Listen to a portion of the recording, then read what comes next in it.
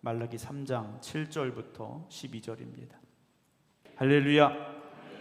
오늘 함께 예배드리는 오늘 모든 성도 여러분들 주님의 이름으로 환영하며 축복합니다. 월요일날 비가 꽤 많이 내렸습니다. 겨울비가 그렇게 많이 내리는 건 근래 제가 보지 못했었는데요. 비가 많이 내리는데 제가 그 생각을 했습니다. 이게 다 눈이라면 한번 생각을 해봤습니다. 그게 다 눈이었으면 정말 힘들겠더라고요. 제가 철원에서 근무할 때 전방에 있을 때 2박 3일을 눈 치운 적이 있거든요. 그때 생각이 났습니다. 이게 다 눈이라면 오늘 교회마당 가서 눈 하루 종일 치워야 되겠다 생각이 들었는데요. 때로는 그렇게 눈이 내려야 될 상황에 비를 내리기도 하시는 하나님이시고, 때로는 비가 내렸으면 좋겠다 생각했을 때 때로는 눈을 내리게 하시는 분도 하나님이십니다. 왜 그럴까 우리는 잘 모르죠. 하나님의 모든 뜻을 우리가 다 헤아릴 수는 없습니다. 당장은 나에게 좀 이해가 안 될 수도 있고, 나에게 왜 이런 일이 일어나는가 도저히 용납이 안 될 때도 있습니다. 그런데 지나고 나서 보면 모든 것이 하나님의 은혜였고 하나님의 섭리였고, 그래서 합력하여 선을 이루게 하시는 하나님의 인도하심이었음을 고백하는 우리가 될 줄로 믿습니다. 오늘의 삶 가운데서도 이해되지 않는 일들을 만난 분들이 계실지 모릅니다. 나에게 왜 이런 일이 일어나야 되는가 정말 속상한 분들도 계실지 모릅니다. 그러나 그런 모든 과정들을 우리가 믿음으로 인내하고 믿음으로 연단받으며 지나간 후에는 욥의 고백처럼 순금과 같은 믿음이 되어질 것이고, 하나님의 뜻이 여기에 있었음을 또한 우리가 깨닫게 될 줄로 믿습니다. 오늘 말라기의 말씀 3장 7절부터 12절 말씀인데요. 말라기서는 1장 1절에 그렇게 분명히 말씀을 하고 있죠. 경고다 그랬어요. 하나님이 주신 경고라고 되어 있습니다. 여러분, 경고는 그냥 어설프게 해서는 안 되지 않습니까? 상당히 강력한 어투로 중요한 것들을 전해야 되는 게 경고입니다. 불이 났는데 불 났어요 이러지는 않지 않습니까? 불이 났다면 크게 소리쳐야 되고 다급하게 움직여야 됩니다. 하나님께서 말라기서를 이스라엘 백성들에게 주실 때는 그런 마음이셨다라는 거죠. 그들이 돌아오기를 기다리시되 신속하게 돌이키고 다시 하나님의 말씀을 붙잡고 말씀에 의지하여 살아가는 사람으로, 하나님의 백성으로 다시 돌아오라는 경고로 주고 계셨다라는 것이고, 경고라는 것은 경고대로 살지 않으면 그 뒤의 일들이 또한 긴박하게 임할 것임을 우리에게 주고 있는 말씀임을 잊지 말아야 됩니다. 오늘 7절 보게 되면 만군의 여호와가 이르노라, 너희 조상들의 날로부터 너희가 나의 규례를 떠나 지키지 아니하였도다 라고 말씀을 합니다. 조상들의 날, 이 조상들의 날은 언제적이냐면 이스라엘 백성들이 출애굽하고 광야의 시대, 즉 하나님이 말씀, 즉 율법을 이스라엘 백성들에게 주셨던 그때입니다. 그때 그 말씀을 받았을 때, 하나님이 율법을 주셨을 때 광야의 삶을 살아갈 때처럼 하나님의 말씀대로 살아야 됐다라는 거죠. 만나를 주신 이유가 무엇입니까? 하나님의 말씀으로 말미암아 살아야 되는 것을 보여주시기 위해서 만나를 주셨다고 그랬어요. 그러니까 단지 먹고 배부르고 오늘 하루를 살아갈 힘을 얻으라는 것, 에너지를 얻으라는 것이 아니라 하나님 말씀대로 순종하며 살아가면 하나님께서 오늘 우리의 삶을 이렇게 책임져 주십니다라는 걸 깨달으라는 것이 만나의 뜻이었다라는 거죠. 여러분들은 어떻게 생각하십니까? 하나님의 말씀을 들으면, 그 말씀에 순종하면 우리에게 어떤 일이 일어날까요? 교회를 조롱하는 이들이 그렇게 말합니다. 교회 가면 떡이 나오냐 밥이 나오냐 이런 얘기를 합니다. 그런데요, 성경은 분명히 말씀합니다. 하나님의 말씀에 순종하며 살면 하나님께서 우리의 삶을 책임져 주신다고 말씀하십니다. 말라기서는요, 물론 성경 전체가 그렇습니다만 말라기서는 특별히 하나님의 그 마음이 잘 담겨져 있습니다. 어떤 말씀입니까? 그런즉 내게로 돌아오라는 말씀이에요. 하나님께서 말라기서를 이스라엘 백성에게 주신 이유는 나에게 돌아오라는 거죠. 내가 지금 두 팔 벌려 기다리고 있으니 너희는 돌아오기만 하라는 겁니다. 그럼 어디로 돌아오라는 겁니까?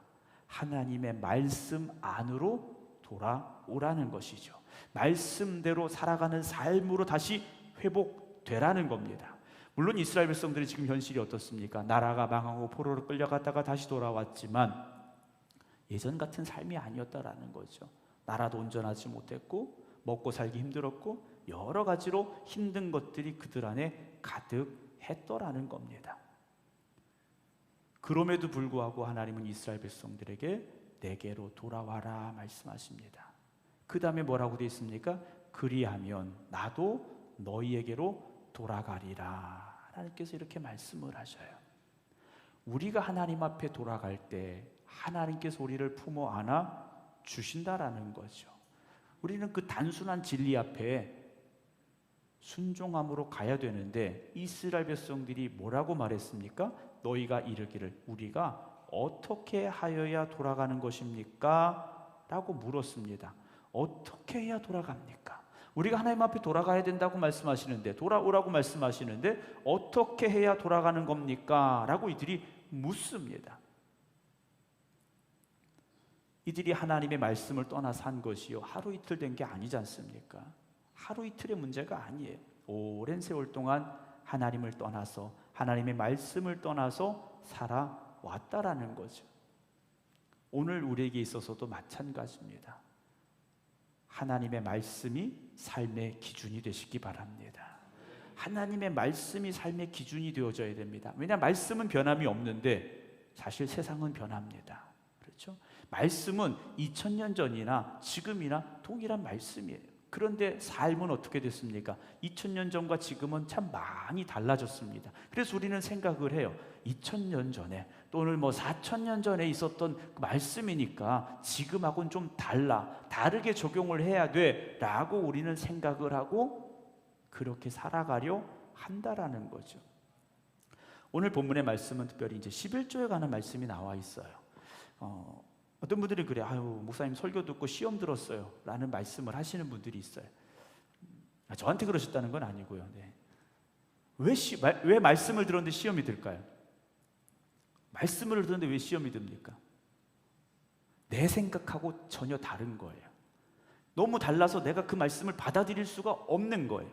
또 한 가지는 말씀을 나도 알지만 말씀대로 살지 못한 것 때문에 죄책감이 되고 그것이 시험이 되기도 하더라는 거죠.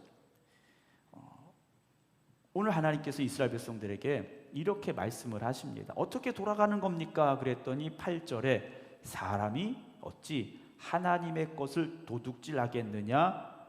그러나 너희는 나의 것을 도둑질하고도 말하기를 우리가 어떻게 주의 것을 도둑질했습니까? 라고 대답했더라는 거예요. 그때 하나님께서 하신 말씀 뭡니까? 이는 곧 11조와 봉헌물이다 라고 말씀을 하셔요. 그들이 11조를 안 드린 게 아니에요. 여러분 이스라엘 백성들은요 철저하게 11조를 드립니다. 철저하게 11조를 드렸어요.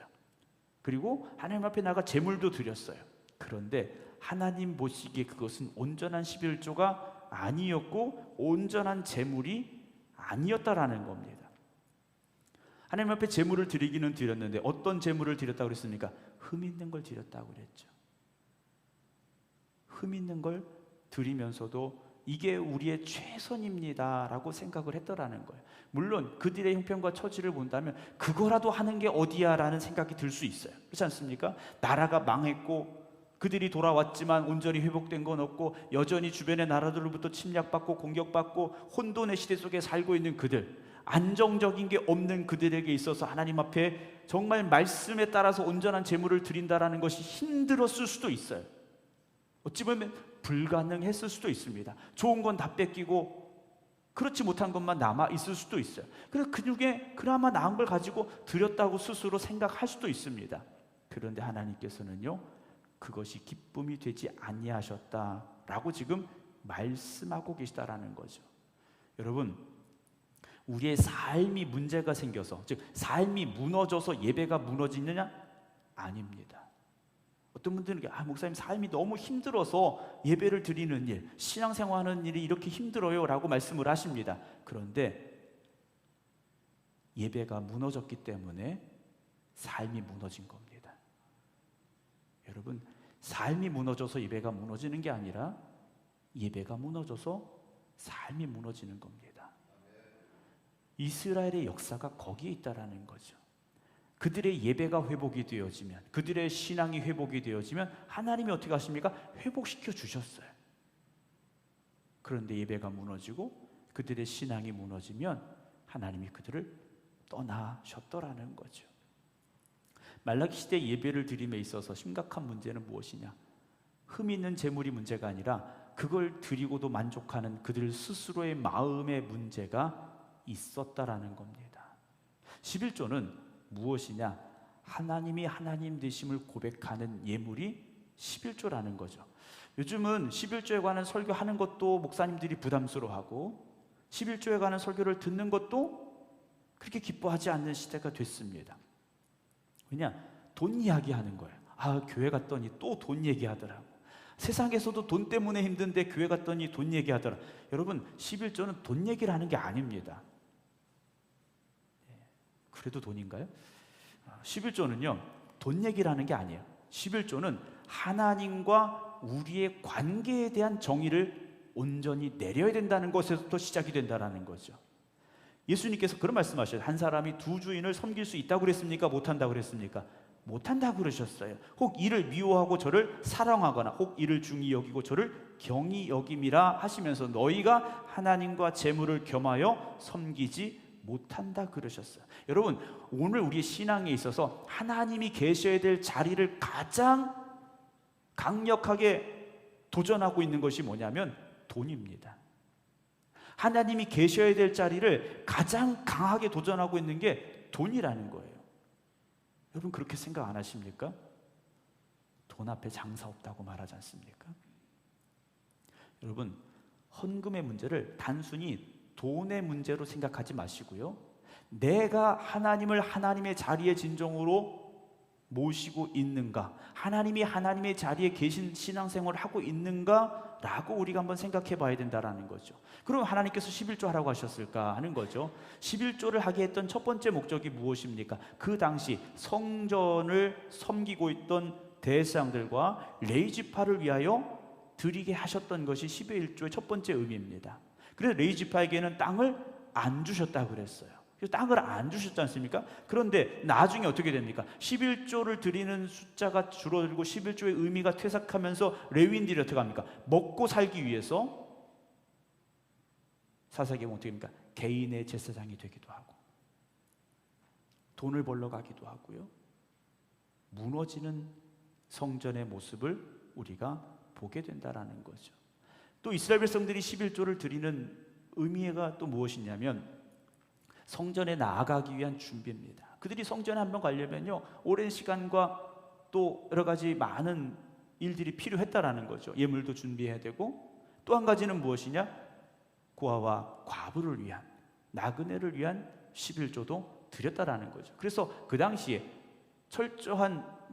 철저하게 말씀에 따른 유대인들은요, 이스라엘 백성들은요 10의 3조를 드렸습니다. 성전을 위하여서, 성전에 나가는 그들의 예배를 위해서, 그리고 고아와 과부를 위해서.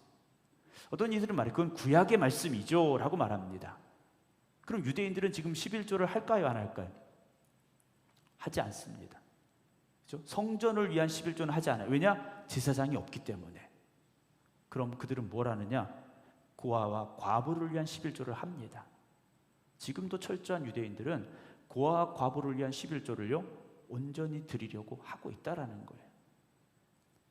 단지 우리가 구약의 말씀이니까, 구약에 주신 율법이니까 하고 지금 그냥 넘어갈 문제가 아니라는 거죠. 신명기 10장 13절에 내가 오늘 네 행복을 위하여 내게 명하는 여호와의 명령과 규례를 지킬 것이 아니냐라는 말씀을 하셔요. 여러분, 하나님의 말씀을 지키는 것, 그 말씀에 순종하는 것이 결국 누구를 위한 겁니까? 나의 행복을 위한 것이다라는 거죠. 말씀대로 순종하며 살아가는 것이 여러분 목사를 먹여 살리려고 11조 하라는 말씀이 아니에요. 하나님의 영광을 위해 살아가면 하나님께서 영광을 받으시고 우리의 삶을 주장하시고 축복하셔서 우리가 행복한 삶을 살 수 있게 하신다라는 하나님의 뜻이 담겨져 있다라는 거죠. 자, 그렇다면 왜 하나님께서 오늘 11조에 대한 말씀을 이스라엘 백성들이 하고 계시느냐? 이들이요, 그들의 삶의 주인이 하나님 되심을 지금 잊어버리고 있다라는 겁니다. 모든 것의 주인 되시는 하나님이심을 그들이 다시 기억하라는 말씀이에요. 오늘 저나 여러분들의 주인이 누굽니까? 우리의 주인이 누굽니까? 하나님이시라는 거죠.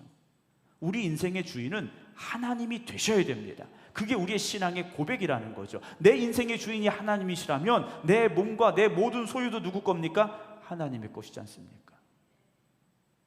그런데 내 것이라고 생각하기 때문에 아까워지기 시작한다라는 거죠. 내 것이라고 생각하니까 아까워지는 거예요. 예를 들어서 우리가 어떤 이제 모임에 갔는데 경품 추첨을 했어요. 경품을 했는데 100만 원이 됐어요. 한번 상상을 해보세요. 행복하잖아요, 그렇죠? 100만 원 경품이 됐어요. 여러분, 그걸 어떻게 쓰시겠습니까? 이거 100만 원 귀한 거야 하고 막 이거 안 쓰려고 하시겠어요? 그런 건 기쁨으로 나눌 수 있는 돈이 될 수 있지 않습니까? 예, 그런 거 되시면 저 밥도 좀 사주시고, 네, 그렇게 하세요. 그런데 정말 내가 애쓰고 힘쓰고 정말 피땀 흘려서 100만 원을 벌었어요. 값어치가 다르다라는 거죠. 값어치가 달라요.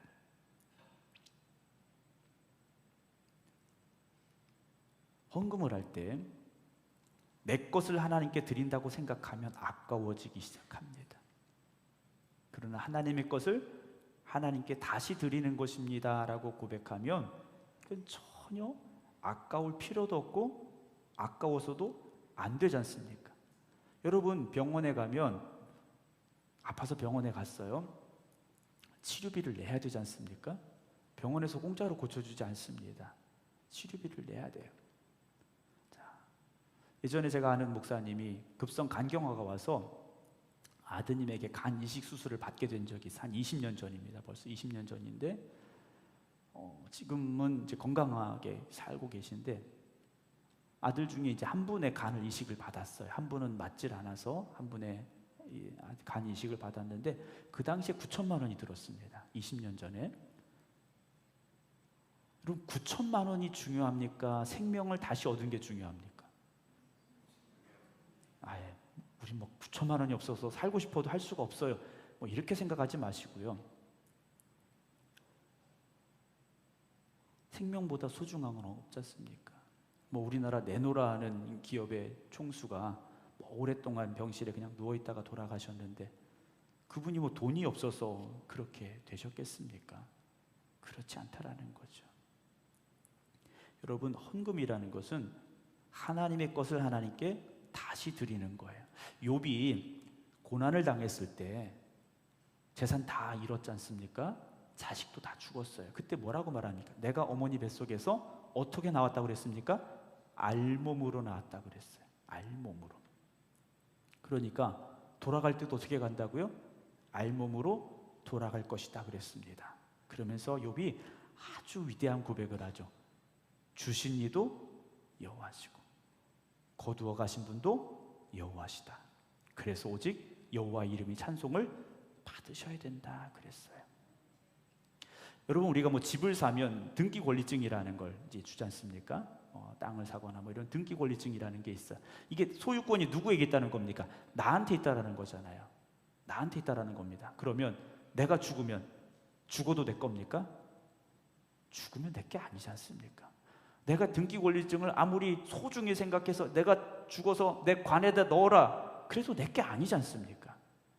그건 내 게 아니에요. 여러분, 우리의 모든 것은 하나님의 것임을 잊지 마시기 바랍니다.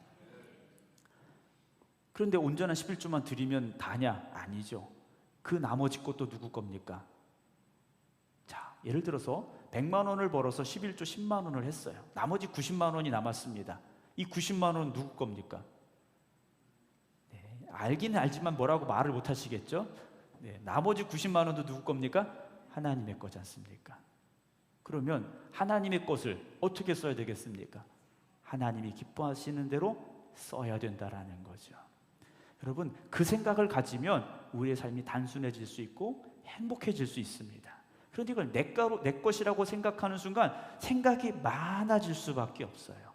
생각이 많아질 수밖에 없습니다. 여러분, 우리가 살아가는 것이요, 내 힘과 내 능력으로 살아간다고 생각하십니까? 절대 그렇지 않습니다. 우리의 몸 중에서요, 장기가 많이 있지 않습니까? 여러분, 심장이 지금도 계속 뛰고 계시잖아요. 그렇지 않습니까? 저를 보니까 더 빨리 뛰고 계시죠? 네. 헌금 얘기하니까 더 빨리 뛰는 것 같아요. 네. 만약 심장이 안 뛰면 어떻게 되겠습니까? 죽죠. 그렇죠? 머리에 있는 혈관이 어떻게 됩니까? 혈관이 막히거나 터지면 죽거나 몸에 장애가 생길 수밖에 없습니다. 여러분, 이 모든 것을 하나님이 창조하신 것이고요, 우리가 이렇게 살아갈 수 있게 하시는 거예요. 여러분, 이 지구라는 곳에 우리가 살고 있는데 이 지구의 기울기가 틀어지거나 만약에 태양과의 거리가 조금이라도 가까워지거나 멀어졌다, 여러분, 이건 재앙입니다.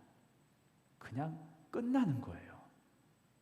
우주에 얼마나 많은 행성들이 돌아다니고 있습니까? 그 중에 하나가 지구에 떨어진다. 여러분, 영화 같은 데 보면요, 그거 하나 떨어지면 지구가 망하더라고요. 영화 속의 이야기지만 충분히 가능한 이야기들하는 거죠. 여러분, 지금 우리가 가지고 있는 것 중에 하나님이 주시지 않은 게 있습니까? 내가 아무리 땀 흘리고 수고했다 할지라도 하나님이 주신 것 아닙니다, 이건 철저하게 내 겁니다 라고 말할 수 있는 게 있습니까?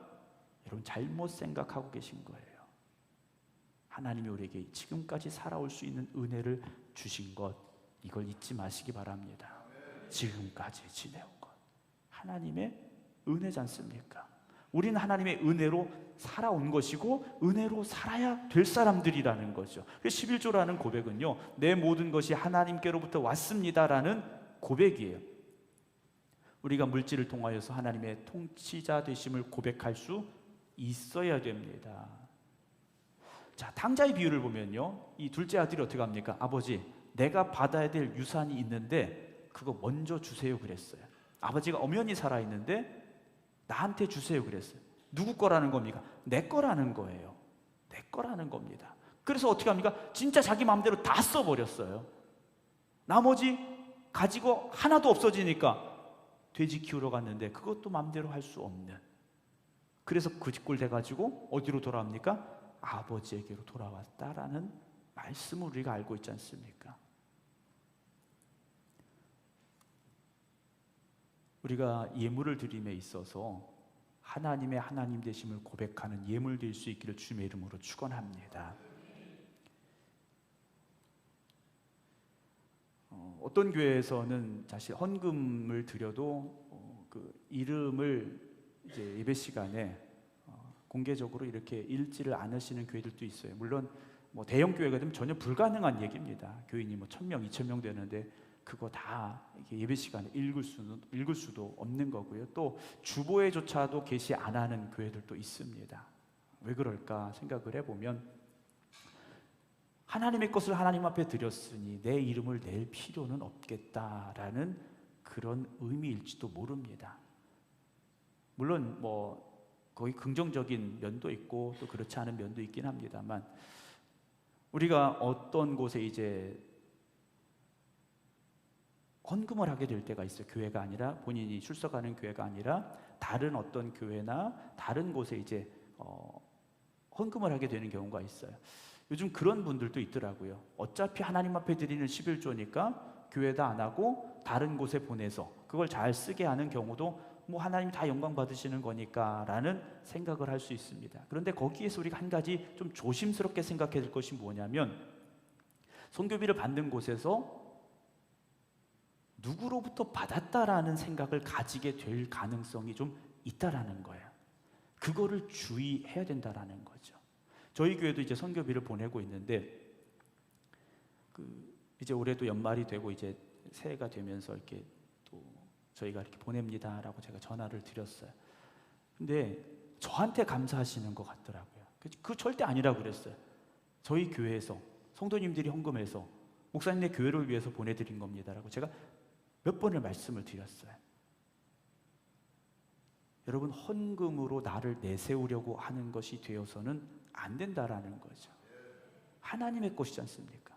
예를 들어서 결혼식에 가서 이제 축의금을 하게 되는데 내가 못 가는 경우가 있지 않습니까? 요즘 뭐 온라인으로 많이들 이제 뭐 그냥 보내됩니다만 다른 사람 편에 봉투를 보낼 때가 있어요. 그렇지 않습니까? 축의금을 다른 사람들 통해서 보낼 때가 있는데 내가 다른 못 가는 사람의 축의금 봉투를 가지고 가서 전달해 줬어요. 내가 자랑할 일이 아니지 않습니까? 그냥 나는 전달한 것밖에 안 돼.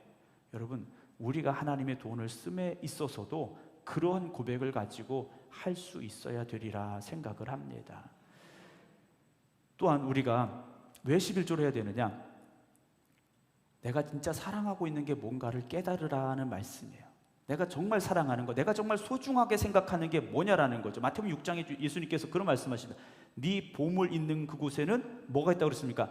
네 마음이 있다 그러셨어요. 여러분, 지금 여기서 예배를 드리는데도 여러분들의 마음이 어딘가 가 있다면 지금 그게 더 소중한 거예요. 여기 있는데 집에 있는 애가 밥이나 먹었을까? 그러면 여러분, 그게 더 소중한 거예요. 집에 금덩이가 있었는데 그게 아직도 잘 있을까? 여러분, 없으시죠? 금덩이는 집에? 네. 집에 있는 금덩이가 잘 있을까? 이렇게 생각하시면요, 그게 지금 내가 사랑하고 있다라는 거죠. 내 마음이 거기에 가 있다라는 거예요. 우리가 돈을, 그 사람이 어떤 사람인가를 보려면 돈을 어떻게 쓰는지 보면 그 사람이 알 수 있습니다. 돈을 어떻게 쓰는지 보면. 지난번에도 말씀을 드렸습니다만 그 사람에게 돈을 주고 시간을 줬을 때 그 사람이 그 돈과 그 시간을 가지고 무엇을 하느냐를 보면 그 사람의 성품과 인격, 그 사람의 신앙을 알 수 있다라는 거예요. 여러분, 여기 오셔서 예배 드립니다. 아까 뜨겁게 우리가 찬양하고 기도하고 지금 예배를 드리고 있는데 여기 앉아있는 모습으로 또는 우리가 뜨겁게 찬양한 모습으로 우리의 신앙을 증명할 수 있느냐? 100% 그렇다고 말씀은 드릴 수 없다라는 거죠. 여러분, 그냥 노래가 좋아서 막 할 수도 있어요. 분위기가 좋아서 막 할 수 있어요. 예전에 어떤 교회 건축을 하거나 이럴 때 막 부흥회 하면서 작정 헌금하시라고 막 은혜 막 이렇게 뜨겁게 받았을 때 장로님 1억, 네, 권사님들 1,000만 원 이렇게 해서 막 다 작정 헌금해서 써내게 하신 적들이 있었어요. 근데 은혜 충만했을 때는 막 할 수 있을 것 같았는데 집에 가서 부부가 앉아서 생각해 보니까 이거 불가능한 거예요. 그렇게 우리가 그런 것을 가지고요 우리의 신앙을 증명할 수 있느냐? 그렇지 않다라는 거예요. 우리가 예물을 드리는 것, 온전한 11조를 드리는 것, 여러분, 이것이요 아까워서는 안 됩니다. 절대 아까워서는 안 돼요. 저는 아이들에게 다른 건 잘해준 거 별로 없습니다. 거의 없어요. 11조 온전하게 하는 것, 이것만 가르쳤습니다. 좋은 아빠가 못됐어요. 네. 나름대로 뭔가 해주려고 하고 많이 이렇게 좀 도와주려고 하고 이랬지만 그건 아닌 것 같더라고요. 애들이 받아들이는 건. 근데 11조 온전히 하는 건 가르쳤습니다. 11조 온전히 하는 건 가르쳤어요. 그래서 알바를 해서 얼마를 벌어도 11조 하고. 저도 아버지한테 그렇게 배웠거든요. 네. 11조 온전히 하는 건 저도 아버지한테 배웠어요. 여러분, 사랑하는 사람에게 뭔가를 해주는 건 절대 아깝지 않습니다. 아까우세요? 네. 사랑하는 사람에게 밥 사주는 거 아깝습니까? 아니에요. 더 못해줘서 속상한 거지 사랑하는 사람에게는요 뭐든지 해주고 싶은 거예요. 여러분들 자녀들 눈에 넣어도 안 아픈 손주 손녀들에게 여러분 뭐든지 해주고 싶잖아요. 저도 언젠가 지난번에 좀 일이 있어서 어디 백화점에 터미널 붙어있는 백화점에 간 적이 있었는데 애기들 옷이 왜 이렇게 예쁜지요. 네. 저희 애들 키울 때보다 옷이 더 예쁜 것 같아요. 그 조그만 앙증맞고 그 조그만 신발 조그마도 저희 애들이 시가서 애들랑 막 사주고 싶은 그런 마음이 막 불릴 듯 일어나요. 그래서 백화점 절대 오면 안 되겠구나. 네. 애들 데리고 이런 데 오지 말자 생각을 했는데 사랑하는 사람에게 절대 아깝지 않지 않습니까? 여러분, 헌금이 아까워지는 순간 우리는 하나님보다 세상을 더 사랑하고 있고 하나님보다 물질을 더 사랑하고 있다라는 거죠. 여러분, 돈을 사랑하는 사람은요, 돈에 민감합니다. 돈 때문에 화가 나요. 아, 목사님 오늘 또 헌금 설교하고 있어. 여러분, 만약에 이 말씀이 시험이 되신다면, 아, 내가 지금 돈을 조금 더 사랑하고 있구나라고 생각하셔야 돼요. 여러분, 헌금 때문에 시험 들지 마시기 바랍니다. 헌금 때문에 시험 들지 마세요. 아까도 말씀드렸습니다만 유대인들이 드렸던 11조, 성전을 위해 드린 겁니다. 성전을 섬기는 이들을 위해서 드렸고, 성전에 올라가기 위해서 드렸고, 그리고 고아와 과부와 그리고 나그네를 돕기 위해서 쓰였다라는 말씀을 드렸습니다. 삭개오가 예수님 만났어요. 삭개오는 장애가 있는 사람이지 않습니까? 장애가 있는 사람이에요. 그래서 악착같이 돈을 모았습니다. 세리가 되어서 악착같이 돈을 모았어요. 이 당시에 세리는 로마가 예를 들어서 생극면에 1억의 세금을 걷어라 그러면 얼마를 걷느냐? 1억 이상을 걷어들입니다. 그 이상 걷어들이는 건 자기 능력이에요. 그 나머지 건 뭡니까? 다 내 거예요. 악착같이 세금을 걷는 겁니다. 삭개오도요, 그런 사람이었을지 모릅니다. 예수님 만난 삭개오가 이렇게 말합니다. 내 소유의 절반을 가난한 자들에게 주겠사오며. 일단 절반은 누구 거라는 겁니까? 가난한 사람들에게 주겠다라는 거예요. 그리고 만약 누구의 것을 속여서 빼앗은 일이 있다면 네 갑절이나 4배나 갚겠습니다. 그래. 이 당시 세리라면 다 속여서 뺏은 거예요. 당신 10만 원 세금 내야 되는데 라고 말했다면 5만 원만 내도 될 사람이었다라는 거죠. 그렇다면 자기 재산 다 내놓겠다라는 얘기예요. 삭개오가.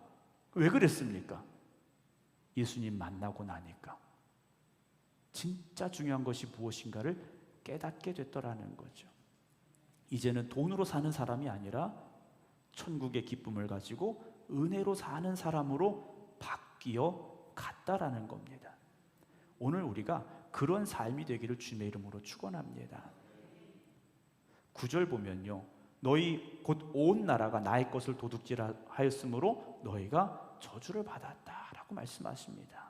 하나님께서 이렇게 말씀하십니다. 만군의 여호와가 이르노라 너희의 온전한 11조를 창고에 들여 나의 집에 양식이 있게 하고 그것으로 나를 시험하여 내가 하늘 문을 열고 너희에게 복을 쌓을 것이 없도록 붙지 아니하나 봐라라고 말씀을 하십니다. 자, 여러분, 11조를 잘하면 복을 받습니까? 못 받습니까? 이게 맞기도 하고 틀릴 수도 있어요. 그렇죠? 맞기도 하고 틀릴 수도 있어요. 11조는 투자하는 게 아닙니다. 여러분, 11조는 투자하는 게 아니에요. 은행에 예를 들어서 뭐 정기 금리가 뭐 3%다, 5%다 그러면 내가 얼마를 넣어놓으면 그냥 내버려둬도 이자가 붙어요. 물론 거기 또 세금 떼가긴 합니다만 어쨌든 이자가 붙어요. 11조는요 그 개념이 아니라는 거예요. 하나님이 11조를 온전히 드렸을 때 복 주시겠다고 하시는 건 11조를 내가 이렇게 쓰니까 하나님이 복을 이렇게 주시겠다 이 말씀이 아니라는 거죠. 여러분, 11조 헌금하면 복 받는다? 여러분, 그걸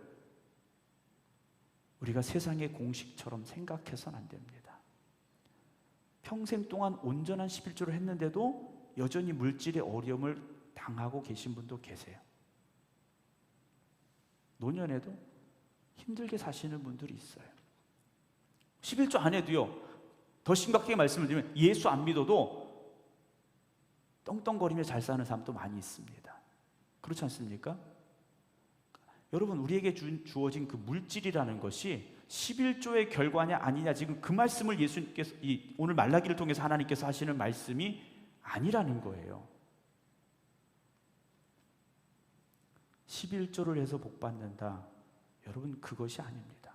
하나님과의 관계가 회복되어지고 하나님이 나의 하나님이 되어주시고 내가 하나님의 자녀가 되어질 때 그 가운데 하나님께서 주시는 축복을 우리가 고백할 수 있어야 된다라는 거죠. 그렇지 못하면 나 11조 했는데도 왜 이렇게 어려운 거야? 이렇게 말씀하실 수밖에 없어요. 11조를 온전히 드린다라는 건 그 돈을 벌기 위해서도 하나님 말씀대로 살아야 되고 11조를 드리고 나서도 하나님의 말씀대로 살아야 되고 그것이 기본이 되어지고 그 과정 중에 하나님과의 관계가 회복이 되어지는 것, 그것을 지금 하나님께서는 말씀하고 계세요. 그러니까 지금 이스라엘 백성들 11조 안 했다, 니네 빨리 11조 해, 왜 떼먹었어? 이 말씀이 아니에요. 나와의 관계가 지금 끊어졌구나, 나와 너희의 문제가 뭐냐, 너희가 나에게서 멀어졌어, 그걸 회복하려면 돌아와야 돼. 너희가 나를 하나님으로 고백하고 나를 사랑해야 된다, 이 말씀을 하고 있다는 거죠. 너희가 나를 멸시했다라는 하나님의 말씀 속에서 우리가 이 말씀의 답을 찾아갈 수 있어야 된다는 겁니다. 이들이 온전한 11조를 드리지 않았다라는 건 하나님에 대해서 몰라서가 아니라는 거죠. 하나님이 어떤 분인지 몰라서가 아니라 하나님을 대하는 태도가 지금 잘못됐다라는 겁니다. 하나님께서 하신 말씀은 뭡니까? 너희가 나를 한번 시험해봐라 라고 말씀하셔요. 그럼 우리가 또다시 고민에 빠지죠. 그럼 11조 하면 하나님께서 주시느냐? 시험이라는 말 속에 담겨져 있는 뜻이 무엇일까? 지금 이 시험해보라는 말의 뜻이 무엇일까를 우리가 한번 깊이 생각해 봐야 됩니다. 하나님께서 에덴 동산에 아담과 하와를 두시고 모든 걸 주셨어요. 그냥 공짜로 다 주신 거예요. 먹고 사는 문제에 대해서 전혀 고민하지 않도록 에덴에서 살게 하셨어요. 그런데 딱 하나, 동산 중앙에 있는 선악을 알게 하는 나무의 열매는 먹지 말아라 그러셨거든요. 먹으면 죽는다 그러셨어요. 그게 뭡니까? 하나님과의 관계가 끊어지는 거죠. 지난번에도 말씀드렸습니다만 여러분, 우리가 하나님과의 관계가 끊어지면 지금 숨 쉬고 있어도 산 게 아니에요.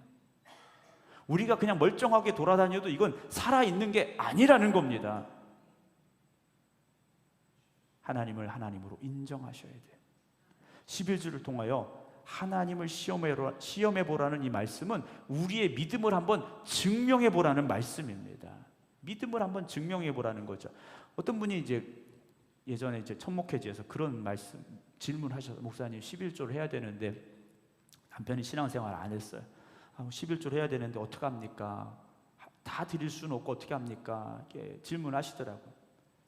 자, 예를 들어서 100만 원을 우리가 일해서 한 달에 벌었어요. 100만 원을 벌었으면 여기저기 떼가는 거 많지 않습니까? 뭐 4대 보험 떼야 되고 뭐 떼야 되고 뭐 떼야 되고, 어떤 분들은 또 부채가 있어요. 그럼 부채가 있으면 부채에 대한 원금 상환도 해야 되고 이자도 갚아야 되고 상당히 복잡해지는 일들이 있습니다. 어떤 분은 100만 원을 받았을 때 거기에서 11조를 드리는 분들이 있어요. 어떤 분은 다 세금 떼고 뭐 떼고 그것에 대한 11조를 드리는 분들이 있어요. 또 어떤 분들은 내가 갚아야 될 부채나 원금의 상환 이런 것들을 제하고 드리는 분들이 있어요. 그것도 어려운 분들, 즉 남편이 신앙생활 안 하거나 나에게 경제권이 없을 때 이분들은 내가 써야 될 생활에 대한 11조를 드리는 분들도 있어요. 자, 뭐가 정답일까요? 뭐가 정답일까요?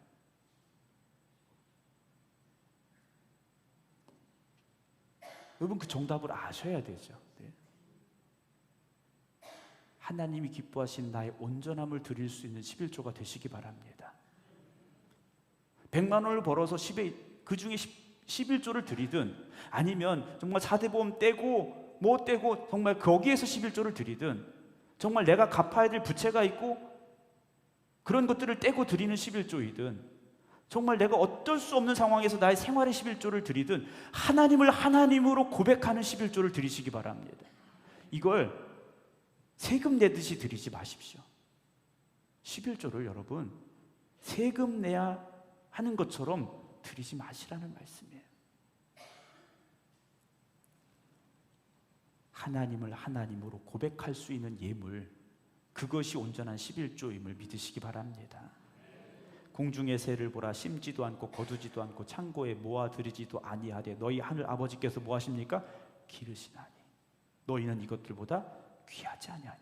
우리가 하나님을 하나님으로 고백하면요, 하나님께서 우리를 귀하게 여겨주신다라는 거죠. 하나님의 자녀로 우리를 삼아 주신다라는 겁니다. 그래서 뭐라고 말씀하십니까? 뭘 먹을까? 뭘 마실까? 이런 거 고민하라고 그랬습니까? 아니라고 그랬어요. 먼저 하나님의 나라, 하나님의 의를 구하라. 그리하면 이 모든 것을 너에게 더하시겠다 하셨습니다. 여러분, 살아가면서 하나님을 하나님으로 고백했을 때 우리에게 허락하시는 하나님의 그 역사하심을 한번 체험해 보시길 주님의 이름으로 축원합니다. 11절입니다. 만군의 여호와가 이르노라 내가 너희를 위하여 메뚜기를 금하여 너희 토지 소산을 먹어 없애지 못하게 하며 너희 밭에 포도나무 열매가 기한 전에 떨어지지 않게 하리니 너희 땅이 아름다워짐으로 모든 이방인들이 너희를 복되다 하리라 만군의 여호와의 말씀이다 라고 하십니다. 여러분, 세상은 욕심 없이는 사실 살기가 어렵습니다. 그래서 조금 더 가져야 되고 조금 더 누려야 되고 이런 마음들을 가지게 되는 경우가 많습니다. 그러나 우리는 십자가에 못 박힌 사람들이지 않습니까? 예수님과 함께 십자가에 못 박힌 사람들이에요. 예수님과 함께 십자가에 죽기로 결심하셨기 때문에 여기 있는 거지 않습니까? 그거 아니시라면 주일날은 그 결심하시고 오시기 바랍니다. 갈라디아서 5장에 그리스도 예수의 사람들은 저와 여러분들이지 않습니까? 육체와 함께 그 정욕과 탐심을 십자가에 못 박았느니라 라고 말씀하셔요. 우리 안에 있는 정욕과 탐심을 십자가에 못 박으라는 말씀이시죠. 그러려면 삶의 태도가 바뀝니다. 삶의 방향이 바뀌게 된다라는 거죠. 11조를 드려라, 온전한 11조를 드려라. 아, 목사님 오늘 또 돈 얘기하시네. 이게 아닙니다. 목사가 여러분들에게 뭐하러 돈 얘기하겠습니까? 여러분들이 지금보다 11조를 더 많이 하신다고 그래서 제가 더 많이 사례비 받는 거 아닙니다. 저는요, 적을 때도 살았고 그보다 조금 더 있을 때도 살았고 그렇게 살아왔거든요. 제가 11조에 대한 말씀, 온전한 예물 드림에 대한 말씀을 드리는 건 하나님께서 채워주심을 저도 고백했기 때문에 드리는 말씀이에요. 목사님이니까 하나님께서 책임져 주셨겠죠. 여러분, 목사만 책임져 주신다고 생각하십니까? 저도요, 전혀 뜻하지 않은 곳에서 어느 순간 연락이 오시고 목사님 돈 필요하지 않냐고 주시는 분들이 있더라고요. 요즘은 좀 없으신 것 같아요. 네. 오히려 제가 드리려고를 하는데,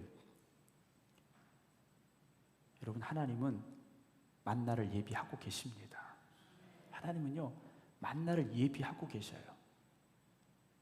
만나를 받을 준비가 되시기 바랍니다.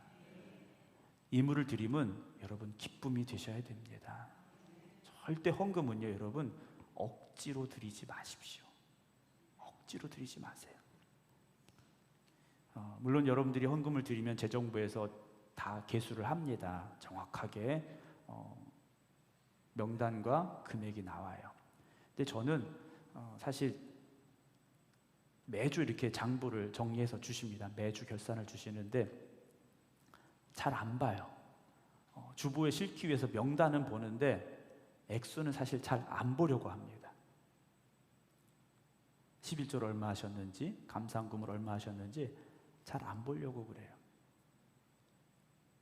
왜냐, 그걸 주의 깊게 보다 보면 저도 문제가 생길 수 있겠더라고요. 이분은 11조를 이렇게 많이 하고 헌금을 많이 했어. 이분은 왜 이렇게 안 했지? 라는 시험이 들게 되더라고요. 그래서 될 수 있으면 보지 않고, 보더라도 그냥 잊어버립니다. 보더라도 그냥 잊어버려요. 여러분, 제가 이렇게 드리는 말씀은 목사에게 잘 보이기 위해서 헌금 많이 해서 권사님 되고 장로님 되고 이런 말씀이 아니에요. 저희 교회는 헌금 많이 안 해도 장로님 되실 수 있어요. 헌금 많이 안 해도 권사님 되실 수 있어요. 많이 하고 적게 하고의 문제가 아니라는 거죠. 헌신을 하되 기쁨으로 하시기 바랍니다. 교회 안에서 헌신하되 여러분 정말 우리 안에서 기쁨이 충만해가지고 그 기쁨과 감사함을 억제하지 못해서 하나님 앞에 헌신하는 여러분들이 되시기 바랍니다. 이걸 억지로 하면 어떻게 됩니까? 나 헌금 이만큼 했어. 내 자랑이 되고요, 교만이 될 수밖에 없습니다. 아까 말씀드렸듯이 세금 내듯이 헌금하지 마시고요, 형식으로 헌금하지 마시기 바랍니다. 저는 이제 헌금을 드릴 때 항상 기쁨으로 드리려고 그래요. 기쁨으로. 11조를 드리든 절기연금을 드리든 항상 기쁨으로 드리려고 합니다. 왜 목사라고 돈의 문제에서 자유롭지 않게 목사도 돈의 문제에서 자유롭기는 참 어렵습니다. 하지만 그럼에도 불구하고 자유롭게 살려고 그래요. 없으면 없는 대로, 있으면 더 감사함으로. 저는 그렇게 살려고 합니다. 성경에 그런 말씀이 나옵니다. 신명기 16장에 각 사람이 네 하나님 여호와께서 주신 복을 따라 그 힘대로 드려라 그랬습니다. 이게 하나님 주신 복이라고 생각하면 그 축복에 감사함으로 내가 드릴 수 있어야 된다라는 말씀이겠죠. 고린도후서 9장에도요. 각각 그 마음에 정한 대로 할 것이요 인색함으로는 억지로 하지 말지니 하나님은 즐겨내는 자, 기쁨으로 드리는 자를 사랑하신다 그랬습니다. 여러분, 오늘 이 시대는요, 돈이 모든 걸 주장합니다. 나라도 돈이 있어야 되고, 죄송하지만 정치도 돈이 있어야 되고, 회사도 돈이 있어야 되고요. 더 죄송하지만 교회도 돈이 있어야 되더라고요. 그런데 그런 돈을 가지고 기준이 되어지고 돈을 가지고 순서를 매기는 걸 하나님이 기뻐하실까? 저는 아니라고 봅니다. 우리 교회 결산이 막 올랐으니까 지방에서 몇 번째니까 그만큼 책임이 커지는 것이고 감당해야 될 의무가 많아지는 거죠. 그걸 가지고 우리가 막 이렇게 됐어. 여러분, 그건 우리 자랑이 될 수밖에 없죠. 하나님이 우리를 축복하신 이유, 하나님께서 우리 교회를 성장시키시는 이유는 그만큼 우리가 무엇인가 더 감당해야 될 일들이 있기 때문에, 우리를 통하여 무엇인가 하시길 원하기 때문에 하나님께서 부어주시는 것이라 우리가 고백할 수 있길 주님의 이름으로 축원합니다. 우리가 받을 것을 기대하는 것이 아니라 드릴 것을 생각하면 하나님께서 채워주십니다. 하나님께서 나에게 뭘 주실까를 생각하지 마시고 내가 하나님께 무엇을 드릴 수 있을까를 고민하면요, 하나님이 일하시고 역사하십니다. 사랑하는 성도 여러분, 오늘 다른 때보다 조금 더 길게 말씀을 드렸는데요, 여러분, 헌금 때문에 절대 시험 들지 마시기 바랍니다.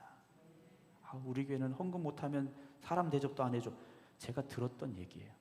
어느 교회선가 들었던 얘기입니다. 여러분, 절대 하나님은요 그런 분이 아니십니다. 성전에 주님이 계실 때 부자들이 와서 헌금을 합니다. 성전에 있던 헌금통은요, 저희처럼 이렇게 소리 안 나는 헌금통이 아니에요. 나팔같이 생겨가지고요, 동전을 갖다 들이보면 쭉 떨어지는 소리가 나는 헌금통이에요. 근데 과부가 와서 얼마였습니까? 2렙돈을 헌금했어요. 근데 이 2렙돈이 얼마였습니까?